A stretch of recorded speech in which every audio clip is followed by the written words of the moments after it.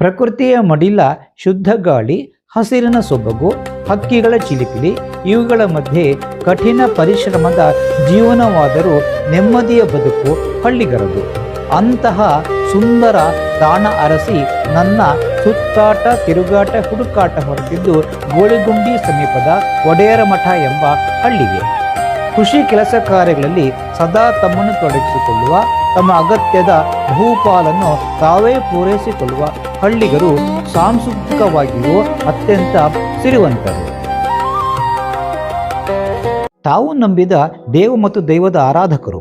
ದೀಪಾವಳಿ, ಭೂಮಿ ಹುಣ್ಣಿಮೆಯಂತಹ ಮಣ್ಣಿನ ಹಬ್ಬಗಳೊಂದಿಗೆ ದೈವ ಮತ್ತು ಅಳಿದು ಹೋದ ಪೂರ್ವಿಕರು ನೆನಪಿಸಿ ವರ್ಷಕ್ಕೊಮ್ಮೆ ಹರಕೆ ಒಪ್ಪಿಸುವವರು. ವಾಹನಗಳು ಇಲ್ಲದ ಹಿಂದಿನ ಜೀವನ ಕಷ್ಟವಾದರೂ ಸುಖಿ ಜೀವನವಾಗಿತ್ತು. ಆ ಕಾಲದಲ್ಲಿ ಸದಾ ನಡೆದುಕೊಂಡೇ ಹೋಗುತ್ತಿದ್ದವರು. ತಮ್ಮ ಅಗತ್ಯತೆಗಳನ್ನು ಪೇಟೆಯಿಂದ ತಲೆಯ ಮೇಲೆ ಹೊತ್ತುಕೊಂಡೇ ಬರುವ ರೂಢಿ.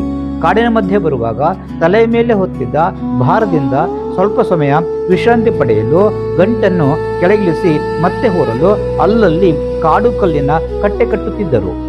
ದಾರಿ ತೋರುವ ಹಾಗೂ ಗಡಿ ಸೂಚಿಸುವ ಕಟ್ಟೆಯೂ ಆಗಿರುವ ಅಂತಹ ಕಟ್ಟೆಗಳನ್ನು ಅಲ್ಲಲ್ಲಿ ಈಗಲೂ ಕಾಣಬಹುದು.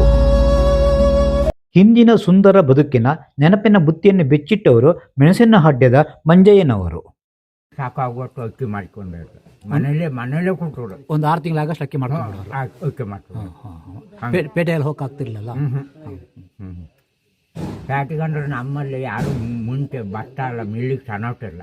ಮನೇಲಿ ಕುಟ್ಟೆ ಕುಟ್ಟೆ ಒಣಕೆಯಲ್ಲಿ ಕುಟ್ಬಿಟ್ಟು ಒಣಕೆಲೆ ಸನಿ ಅಂತ ಹೇಳಿದ್ರಲ್ಲ, ತಡೀರಿ. ಬಲಿಗೊಳಗ ಅಂತ.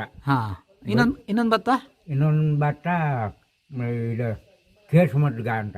ಅದು ಹೆಂಗಿರ್ತಿತ್ತು ಭತ್ತ? ಅದು ಅಕ್ಕಿ ಹೆಂಗಿರ್ತಿತ್ತು? ಹೌದಾ? ಅಕ್ಕಿ ಕೇಸ, ಭತ್ತ ಬೆಳ್ಳಗ. ಭತ್ತ ಬೆಳ್ಳಿಗೆ. ಭತ್ತ ಬೆಳ್ಳಗ ದೊಡ್ಡ ಭತ್ತ. ದಪ್ಪ ಕೇಸ. ಅಕ್ಕಿ ಕೇಸ. ಅದು 6 ತಿಂಗಳು ಬೆಳೆನಾ 3 ತಿಂಗಳದ? ಅದು ನಮ್ಮಲ್ಲಿ ಬರ್ಬೇಕಾದ್ರೆ 6 ತಿಂಗಳು ಬೇಕಾದಂಗೆ ಆಗ್ತದೆ. ನಿಟ್ಟು ಬೆಳೆಯೋದಲ್ಲ. ಅಂದ್ರೆ ಇಲ್ಲಿ ಸ್ವಲ್ಪ 6 ತಿಂಗಳು ಬೇಕಾದಂಗೆ ಆಗ್ತದೆ. ನಮ್ಮಲ್ಲಿ ಕೆಳಗೆಲ್ಲ ಸ್ವಲ್ಪ ಬೇಗ ಬರ್ತದೆ.